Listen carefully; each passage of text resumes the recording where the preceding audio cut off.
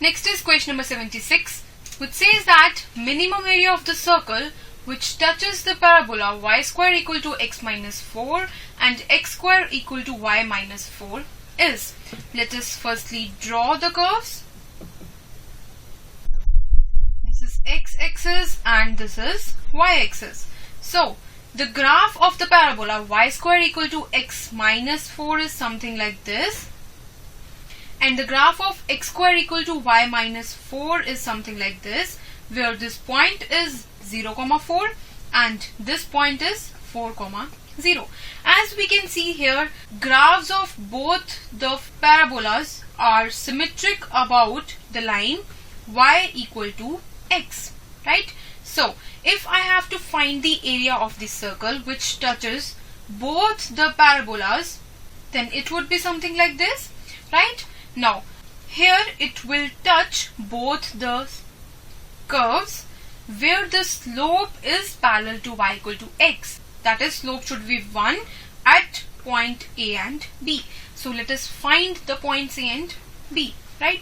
Now this is the curve y square equal to x minus 4 and this is the curve x square equal to y minus 4. Now for x square equal to y minus 4, its slope is 2x equal to dy by dx. Now this is given to be equal to 1. So the point x is equal to 1 by 2. So from here we can find that the value of y will be equal to 4 plus 1 by 4. That will be equal to 17 by 4. That is, the point B is 1 by 2, 17 by 4. Similarly, we can find the coordinate of point A and that will be 17 by 4, 1 by 2.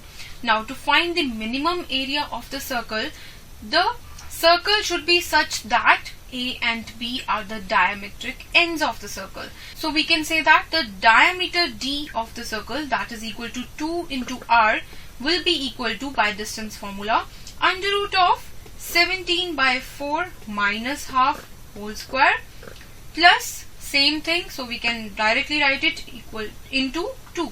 So this is equal to 15 by 4 whole square, that is 225 upon 16 into root 2 and under root of this. So this is equal to 15 root 2 upon 4. So the value of radius will be equal to 15 root 2 upon 8. So from here we can see that the area of the circle is equal to pi into r square. That is 225 into 2 upon 64. So area is equal to 225 pi upon 32. So the correct answer is option number 2. Next is question number 77, which says that if fx is equal to maximum of sin x, cos inverse sin x, then we have to talk about the differentiability and continuity of the function. Now to draw the graph of cos inverse sin x, we can write it equal to pi by 2 minus sin inverse sin x. Now firstly we will make the graph of sin inverse sin x and then we will take negative of it, right? And then we will add pi by 2 by shifting the graph pi by 2 upwards, right?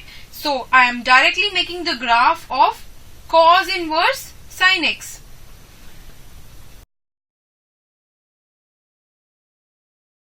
It will be something like this.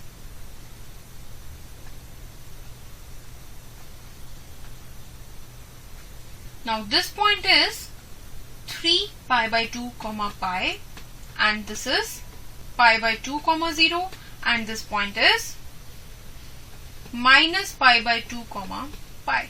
So this is the graph of the function cos inverse sin x. Similarly, we will make the graph of sin x here. At pi by 2 the value is 1.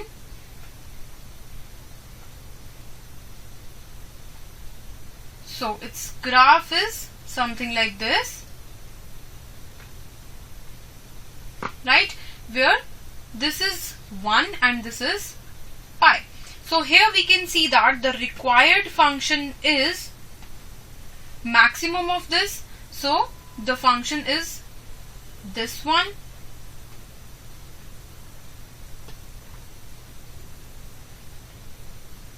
Now we have to talk about its continuity and differentiability. Now here we can see that option number 1 says that it is differentiable everywhere, which is not true because it is not differentiable at these points. So this is false. Now second option is saying that it is non-differentiable at x equal to n pi by 2. Now let us check at x equal to pi by 2, that is at this point it is differentiable. So this option is also wrong. Similarly, third option says that it is non-differentiable at x equal to n pi. Let's check at x equal to pi, which is something here. Now here also the function is differentiable, so we can say that this option is also incorrect. Fourth option says that it is continuous everywhere, which is completely true, right? Because the function is continuous everywhere, right? So the correct answer is option number 4.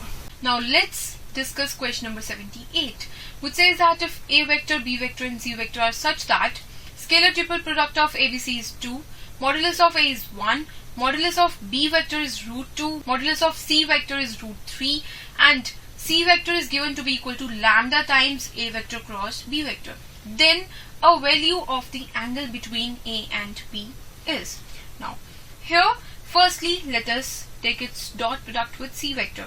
Then we will get c vector modulus whole square is equal to lambda into a cross b dot c, that can be written as scalar triple product ABC, which is given to be equal to 2, right? And modulus of c is given to be equal to root 3, so we can say that the value of lambda is equal to 3 by 2. So this is one condition that we get from here, right? Now next, if I take the modulus of the equation c vector equal to lambda times a vector cross b vector, then let's see what will we get.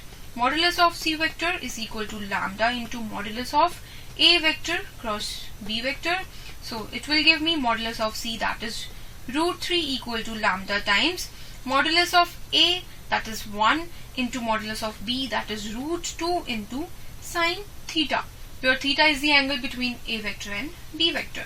So from here we find that sine theta is equal to root 3 upon root 2 into lambda, that is 3 by 2. So from here we get that sine square theta is equal to 4 into 3 upon 2 into 9, that is equal to 2 by 3. So we can say that the value of cos square theta is equal to 1 by 3.